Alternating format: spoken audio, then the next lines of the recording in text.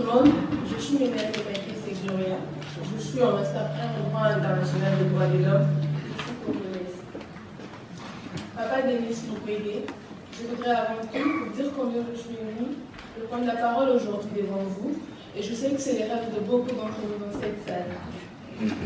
Et a grandi à Kisangani, au nord-est de la République démocratique du Congo, j'ai connu la guerre de 6 jours, en 2002. Bien que petite, opposant les forces rwandaises et ougandaises, j'en garde encore de mauvais souvenirs. Alors, avant de vous poser ma petite question, permettez-moi de vous lire ces vers que j'ai écrits en me mettant dans la peau de la victime d'une violence sexuelle. Dis-leur la vérité, dis-leur que je te pardonne. Vas-y, dis-leur. Vas-y, dis-leur ce qui s'est passé ce jeudi 8 mars 2000, si c'est sorti des Panzi. Car moi j'ai essayé, mais ils ont décidé de faire le sourd. Ils disent que je joue à la victime. Ils disent que ce n'est pas vrai. Dis-leur, ils te croiront peut-être toi.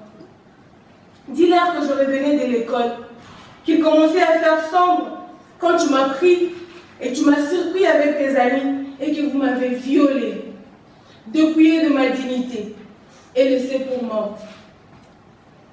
Dis-leur qu'avec ma voix tremblante, je vous ai supplié de m'épargner. Mais comme eux aujourd'hui, comme eux tu as fait le sourd.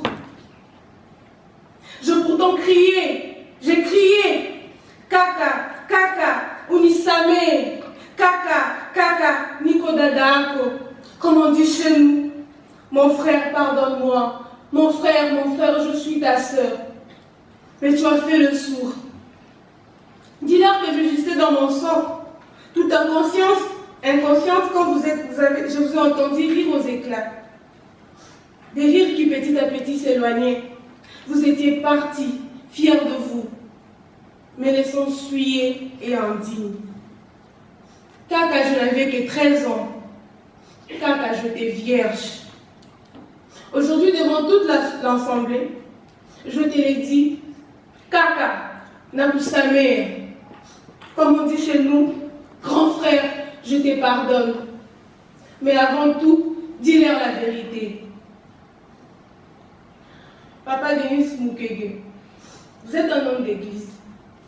Vous abordez souvent dans vos discours la question de l'impunité des auteurs de violences et d'une justice réparatrice, qui, comme on le sait tous, consiste de mettre d'un côté la victime et de l'autre côté l'auteur, et que l'auteur paye. Vous luttez pour une paix juste et durable, héritage que vous voulez nous laisser. Vous donnez la parole aux femmes victimes de violences sexuelles et les incitez à parler. Mais j'ai comme l'impression que nos dirigeants font le sourd. Chose que j'ai dit dans mes vers. Vous aviez dit dans votre discours que chaque femme violée, vous l'identifiez à votre mère, à votre femme et à votre fille. Moi, j'ai dit aujourd'hui que la vérité nous est camouflée jusque-là. Car parmi ceux qui violent, il y a nos frères, il y a nos oncles, il y a nos pères. Comment marcher la tête haute si on sait qu'on peut croiser son violeur ou celui de sa mère ou même celui de sa sœur? Personnellement, je pense qu'une paix durable et une réconciliation éventuelle n'est pas possible sans une vérité préétablie. Alors ma question est la suivante. Vous l'avez peut-être déjà abordé, elle concernait la justice transitionnelle. Et moi, en fait, en vous regardant, comme a dit le professeur Koudé, je vous compare directement à Desmond Tutu.